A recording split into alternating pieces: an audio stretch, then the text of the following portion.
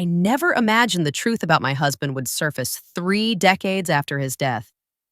For 30 years, I wore his wedding ring, kept his photograph on my nightstand, and defended his memory every time someone hinted that I should move on. But last spring, when a strange woman showed up at my door holding a birth certificate with his name on it and eyes that looked exactly like his, I realized the man I had loved, mourned, and built my life around had been living a lie so deep it would unravel everything I thought I knew about family, love, and trust. I live in a modest 2-story house on the outskirts of Chicago. It's the same home my late husband Richard and I bought in 1987. We raised our son Max here. I planted roses along the fence, and he built a little wooden swing in the backyard. Even after Richard passed away, I never left. This house holds too much of him. His laughter, his smell, his unfinished projects in the garage. For years, I found comfort in those small ghosts. When Richard died of a heart attack, I was 46. He was 50. The loss hollowed me out, but I was determined not to crumble. I worked as an office manager at a local dental clinic, paid the bills on time, kept busy. People admired how composed I was, but they didn't see the nights I sat by his chair talking to the air. Grief has a way of making you whisper to the shadows. Max was in college when his father died. He came home for the funeral, hugged me once, and returned to campus 2 days later. That's how he's always been. Distant, polite, but not affectionate. I tried not to take it personally. Some people just don't know how to handle pain. Over the years, I kept trying to bridge the distance. I'd call him every Sunday. Sometimes he answered, sometimes he didn't. He married a woman named Lena about 10 years ago. I remember meeting her for the first time at a restaurant in Evanston. She was stylish, confident, with a smile that looked more like a performance than warmth. I wanted to like her, I really did. But the way she looked around the restaurant, judging the decor, the waiter, even me, told me we'd never see eye to eye. After that, my relationship with Max became more filtered, more careful. Calls were shorter, visits less frequent.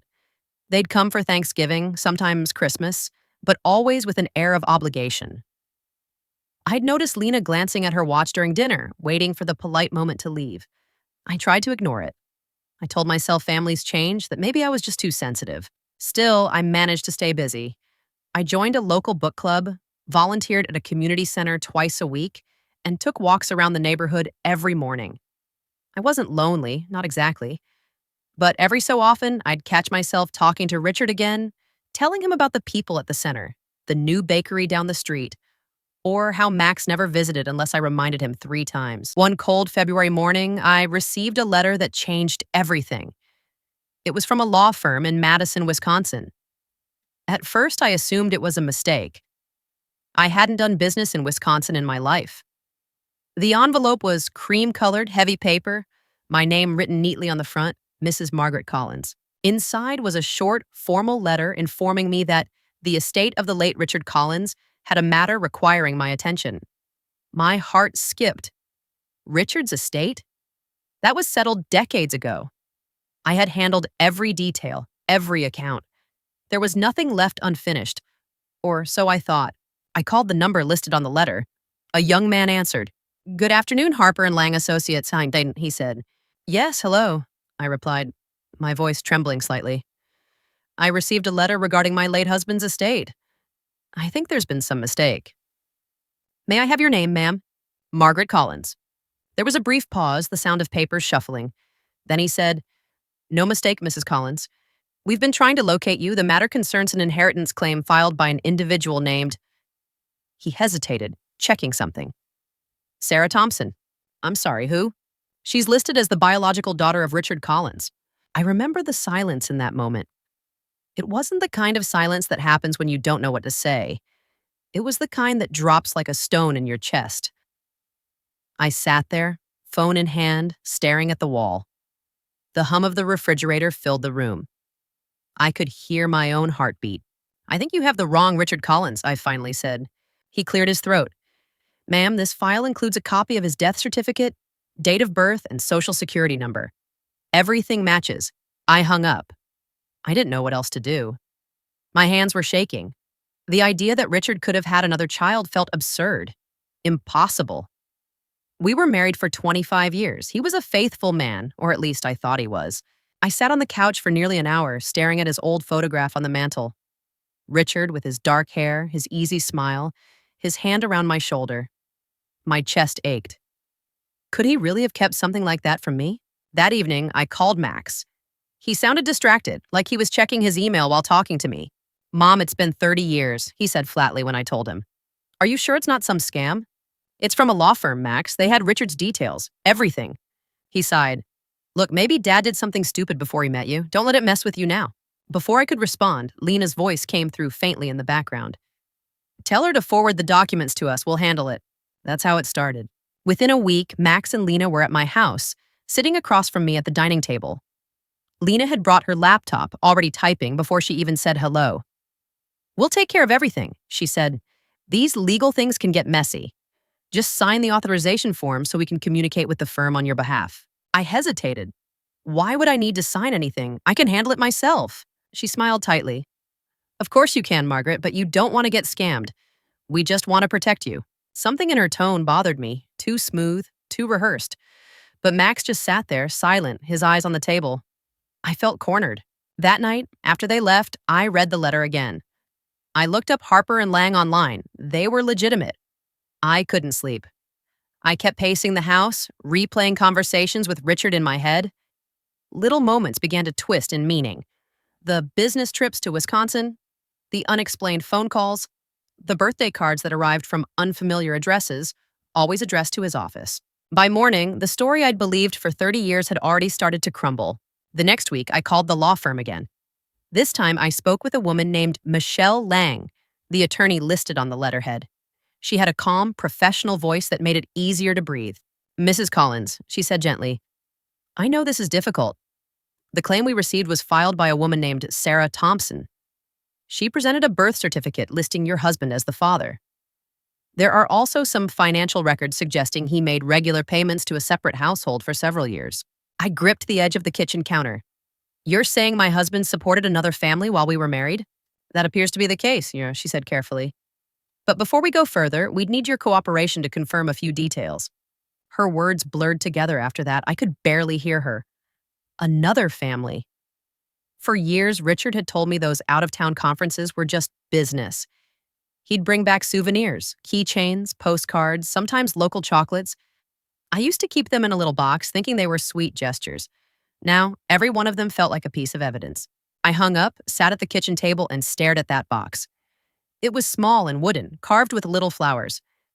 I opened it and ran my fingers over the souvenirs. Each one a lie. My throat tightened until I couldn't breathe. 2 days later, Max came by again, unannounced. Lena was with him, of course. She carried a sleek black folder and wore that same thin smile that made my stomach turn. Mom, Max began, we've talked it over. This whole thing might be more complicated than you realize. There could be legal exposure, tax issues, inheritance disputes, fraud accusations. I frowned. Legal exposure for me? Lena stepped in smoothly. Technically, since you were the surviving spouse, any undisclosed assets could tie back to you. If there's a lawsuit, you could be liable. That word, liable, hit me hard. I didn't know anything about this. I'm not saying you did, she said, lowering her voice as if she were being kind. But the law doesn't always care about that. It's best if you let Max handle your accounts for a while, just until this is resolved. We'll get you legal protection. I stared at her. My son didn't look at me. He just sat there, nodding slightly as if she were his attorney, not his wife. I don't need protection, I said. I need the truth. Lena's smile faltered. Margaret, this isn't about trust. It's about being responsible. You're retired. You shouldn't be dealing with lawyers and banks at your age. I felt my face heat up. At my age? Lena, I managed this household for 30 years. I paid every mortgage, every bill. I'm not helpless. Her voice stayed polite, but her eyes hardened. Of course. We just want to make sure you're thinking clearly. Thinking clearly. The words echoed in my head long after they left. That night, I called my friend Carol, a retired paralegal from church. I told her everything about the letter, the supposed daughter, the way Lena talked to me. She listened quietly, then said, Be careful, Maggie. Don't sign anything without an independent lawyer. I've seen families turn cruel when money's involved. I promised I'd be careful, but the truth is, I already felt like I was losing control of my own story. A week later, I received a letter from a different law office, this one in Chicago. It was from Anderson, Marks and Reed, representing Maxwell Collins and Lena Collins. My heart dropped before I even opened it. It stated that my children were petitioning the court for temporary conservatorship over my estate, citing mental instability and potential cognitive decline affecting judgment. I couldn't believe what I was reading. My hands trembled so hard I nearly dropped the paper. Max and Lena were accusing me of being mentally incompetent. I called Max immediately. He answered on the third ring. "Mom," he said, sounding tired. "I was going to talk to you about that." "Talk to me? You filed a lawsuit against me." Lena said it's just a formality. "You've been making erratic decisions lately, calling law firms, panicking, talking about conspiracies." "I'm not panicking, Max. I'm trying to find out why your father lied to me." "See, that's exactly what I mean," he said coldly. "You're obsessed. It's not healthy." For a second, I couldn't even speak. My own son, my only child, was treating me like a problem to be managed. "Max," I whispered, "do you really believe I'm losing my mind?" He didn't answer. I hung up before he could. I sat on the couch, my whole body trembling. Outside, snow was falling in the streetlights, soft and quiet, the kind of snow Richard used to say made the world feel clean. But inside, everything felt dirty. The next morning, there was a knock on my door. When I opened it, a woman stood there, blonde hair, mid-30s, holding a leather purse. She smiled nervously. "Mrs. Collins?" she asked. "My name is Sarah Thompson." For a moment, I just stared. Her resemblance to Richard was undeniable. The same sharp chin, the same blue-gray eyes. My knees nearly gave out. "I think we should talk," she said gently. "I didn't mean for all of this to cause you trouble. I just wanted to understand who my father really was." I invited her in. My voice shook as I offered her tea. She told me her mother, Diane, had met Richard at a conference in Madison in 1985, 2 years before we bought our house. They'd had an affair that lasted nearly a decade. Richard visited them a few times a year, sent money, even paid for Sarah's college tuition under the name of a family friend. I listened in silence, each word sinking like a stone.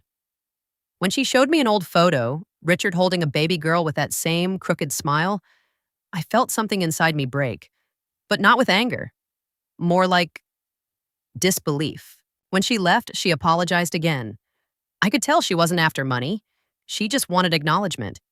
But I knew Max and Lena would twist this too, and they did. 2 days later, I received another letter, from the court this time, summoning me for a competency hearing. My finances were frozen, pending review. My accounts, my retirement savings, everything I had built over a lifetime was now under temporary supervision. I felt humiliated. They'd gone behind my back, hired doctors to evaluate me, even sent a social worker to my home. She sat in my living room, asking if I remembered the date, the president's name, and whether I cooked for myself. It was surreal, like my life had been hijacked. That night, I cried harder than I had in years. Not for Richard or even for myself, but for Max. The boy I had loved, raised, and defended had turned me into a case file. Still, somewhere under the grief, a small, cold determination started to grow. They thought I was weak. They thought they could silence me. But they were wrong. The morning of the court hearing, I stood in front of the mirror longer than usual. My hands shook as I tried to fasten my necklace. The same one Richard had given me for our 20th anniversary. I almost took it off, but then I stopped. No, he may have lied, but that necklace was mine now. It was a part of my story, not his. When I arrived at the courthouse, the chill of the marble floors crept up through my shoes. Everything smelled faintly of paper and coffee. I sat on a hard wooden bench outside courtroom 3C, clutching a small folder of documents. My bank statements, volunteer records, medical checkups. Proof that I was sane, capable, and still the same woman I had always been. Across the hall, Max and Lena were talking quietly with their attorney.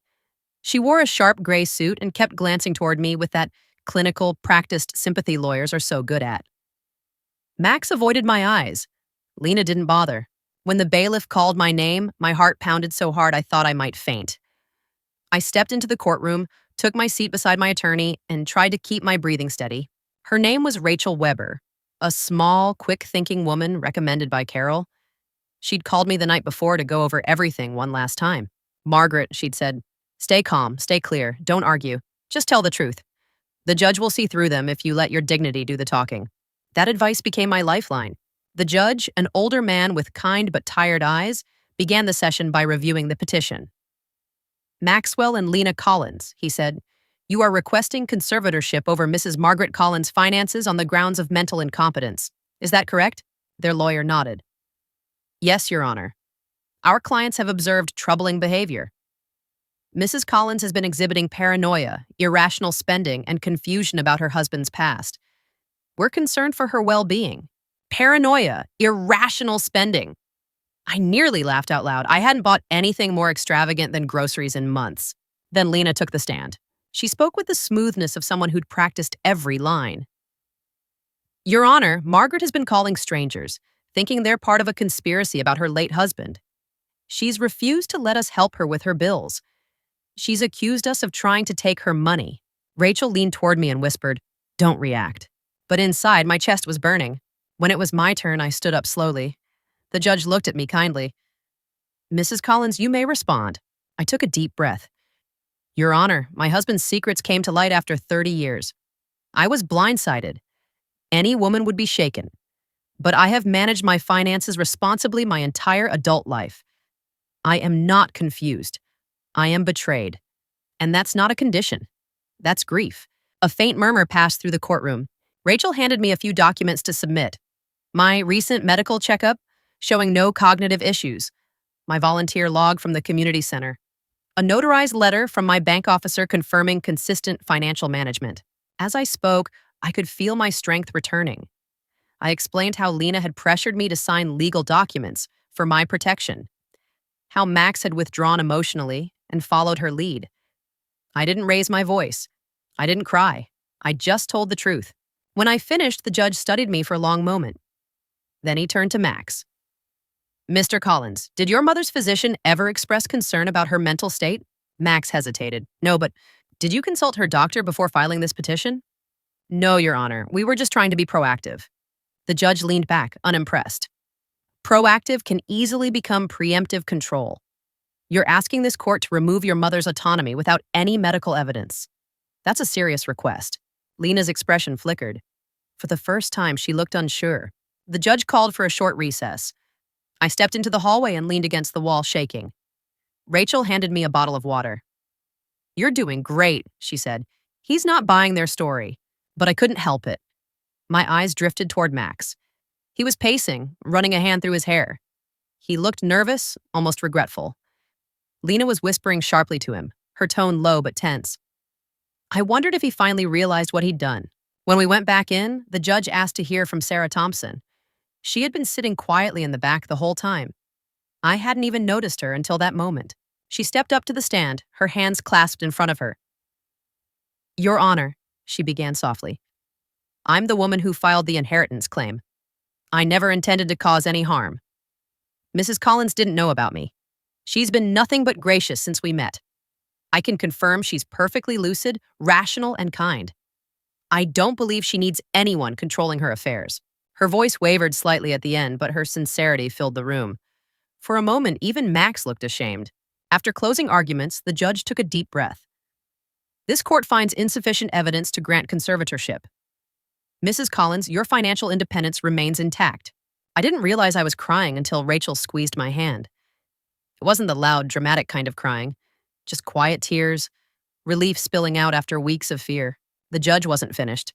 He turned to Max and Lena. I would advise you both to respect your mother's rights. Family disputes over money rarely end well, and manipulation disguised as concern will not hold up in my court. Lena's face hardened. Max nodded stiffly but couldn't meet my eyes. When the hearing ended, I stepped outside into the cold afternoon. The sky was gray and heavy with snow, the air sharp against my skin. For the first time in months, I felt like I could breathe. Rachel walked me to my car. They won't try that again, she said, but if they do, call me. I thanked her, then sat in my car for a long time, watching people pass by the courthouse steps. Everyone seemed to be in motion, lawyers, families, strangers. But I just sat there, still and quiet, letting the truth settle. That night, Max called. I almost didn't answer, but curiosity got the better of me. Mom, he said softly, I'm sorry. I waited. I didn't know Lena was going to push it that far. I thought it was just a formality, something to keep things organized. Organized, I repeated. You tried to have me declared incompetent, Max.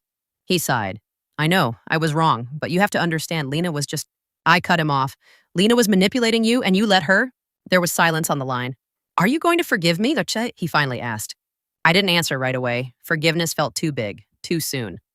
Maybe someday, I said. But not today. He didn't argue. He just said, okay, Mom, and hung up. I sat there in the quiet of my living room, the clock ticking softly in the background. The house felt both empty and peaceful, as if the air itself was exhaling. For the first time in years, I felt something close to freedom. Not the dramatic kind, but a simple, steady certainty that I could take care of myself. Still, I knew this wasn't the end. People like Lena rarely walk away quietly.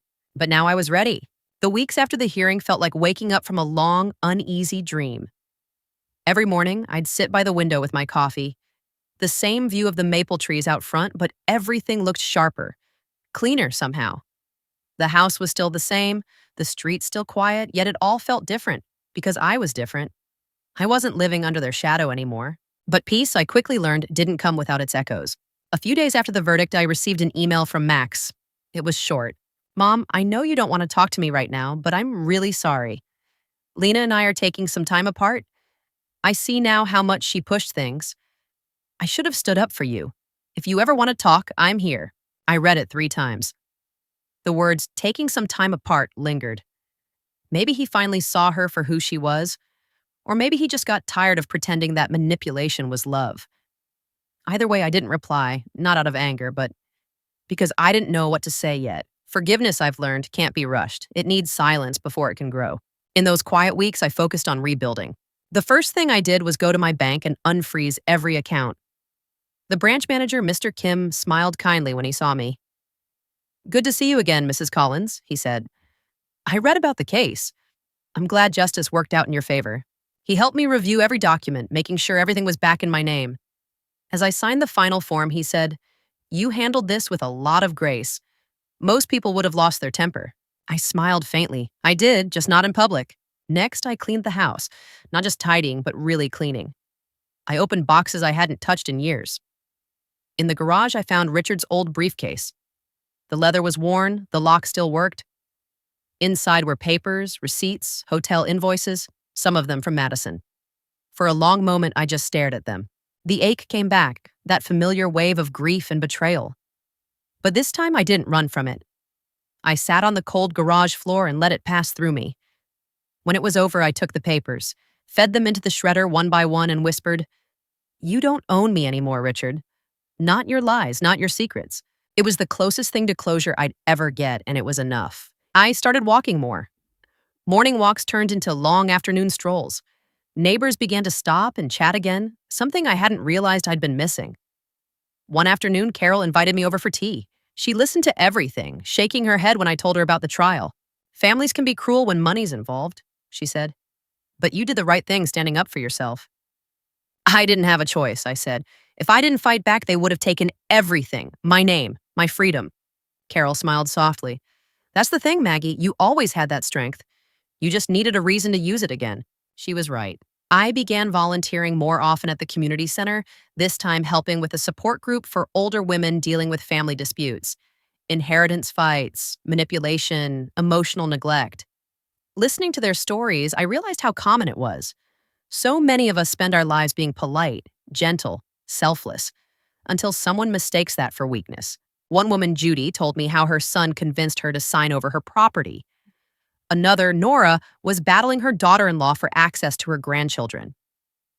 Each story was painful, familiar, but when they looked at me and asked how I'd survived mine, I just said, by remembering that being quiet doesn't mean being powerless. It became a kind of healing to share that lesson. In April, Sarah came to visit again. She'd moved to Milwaukee working as a social worker.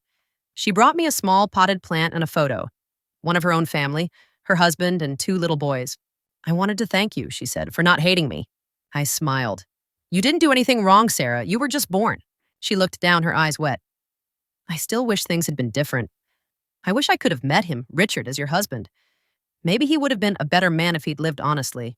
Maybe, I said, but maybe the truth would have broken us sooner. I think he just didn't have the courage to be honest. We sat together for a long time, sipping tea and talking about the strange way life loops back on itself. Before she left, she hugged me tightly. It was awkward at first, but then it felt natural, like a quiet truce between two lives that were never meant to cross. That night, I sat by the window again, watching the city lights flicker in the distance. For the first time in a long while, I didn't feel haunted. I didn't feel angry. I just felt light. I thought about all the years I'd spent trying to be the perfect wife, the perfect mother. I'd cooked dinners alone, defended people who didn't deserve it, and believed that love meant loyalty at any cost. Now I knew better. Love, real love, isn't blind obedience, it's truth. And sometimes it takes losing everything to finally see that. Max called again in late May. This time his voice was different, quieter, humbler. He told me he was in therapy, trying to unpack things, as he put it. I'd like to visit, he said, if you're ready.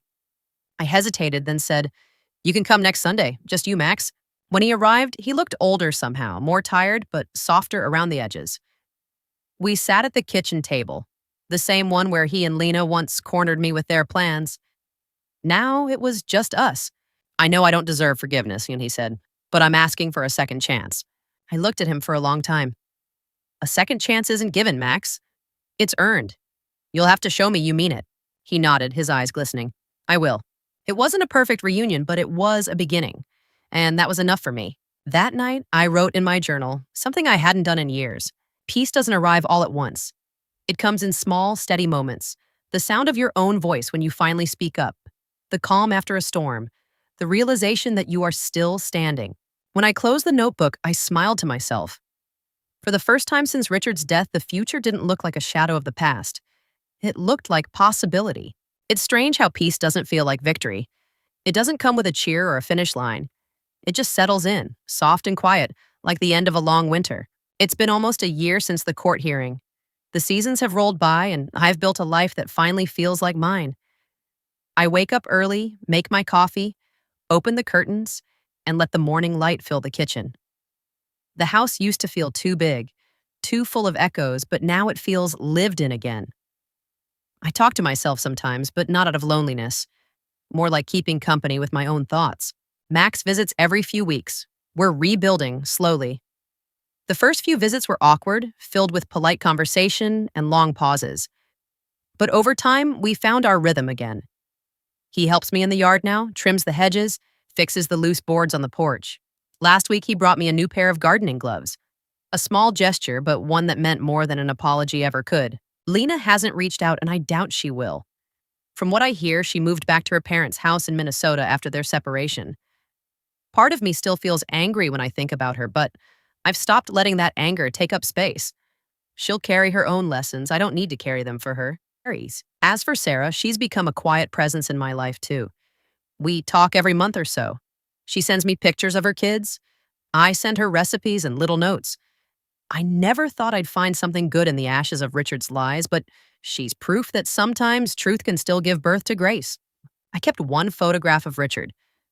Not the one from our wedding. It's too staged, too perfect. It's one from a summer picnic. Him holding a watermelon slice, laughing with the sun on his face.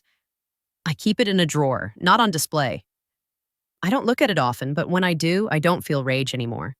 Just a quiet sadness and, oddly, gratitude. He gave me a life that taught me strength the hard way. I can't rewrite what happened, but I can own how it shaped me. There's a kind of power in surviving betrayal and coming out whole. You stop needing approval. You stop chasing closure from the people who hurt you. You learn that the person you've been waiting for all along, the one to save you, to see you, to defend you, was yourself. Some evenings, I walk to the lake at the end of the street. The water reflects the city lights, and I stand there watching the ripples move, steady and endless. I used to imagine Richard standing beside me, his arm around my shoulder. Now I stand alone, and it doesn't feel lonely. It feels like peace. I think about how close I came to losing everything, to being written off as mentally incompetent, to being silenced. But I didn't lose. I fought back. Not because I wanted revenge, but because I deserved to be heard. And maybe that's what this chapter of my life is really about, reclaiming my voice. When I tell people my story now at the community center or over tea with new friends, they often look at me with that mix of pity and awe. I tell them not to feel sorry. Life doesn't always go the way we plan, I say, but it always gives us a choice, to break or to rebuild. I chose to rebuild. If Richard's secret family taught me anything, it's that truth is unstoppable. You can bury it, hide it, disguise it, but one day it will surface. And when it does, you can either run from it or let it set you free. I chose the latter. I sold a few of Richard's old things last month. The watch he wore every day, his cufflinks, his fishing gear. Not out of spite, but because I didn't need to hold on anymore. The money went towards something far more meaningful. A trip I'd always dreamed of taking. Next month, I'm flying to Maine. I've rented a small cottage by the coast for a week. I want to wake up to the sound of the ocean, read on the porch, and maybe paint again. I haven't painted in years. There's something poetic about starting over near the sea, where everything meets and everything begins again. I don't know what the future holds, but I know this. I'm not afraid of it anymore. I'm not someone's wife. I'm not someone's mother defined only by duty. I'm Margaret Collins, still here, still standing, and finally free. And to those of you listening to my story right now, maybe from your car, your kitchen, or lying in bed, I want to say this. If you've ever felt betrayed, silenced, or dismissed, don't give up on yourself. People can take your trust, your money, even your reputation, but they can't take your spirit unless you hand it over. Don't hand it over. Stand up, speak calmly, and fight back with truth, because peace isn't something someone gives you, it's something you claim. Thank you for listening to my story. If it touched you or reminded you of someone you know, leave a comment below. I'd love to hear your thoughts. And if you believe in stories that show how strength can rise from heartbreak, please like this video and subscribe to the channel. Your support means more than you know. Until next time, take care of yourselves and never underestimate the power of your own voice.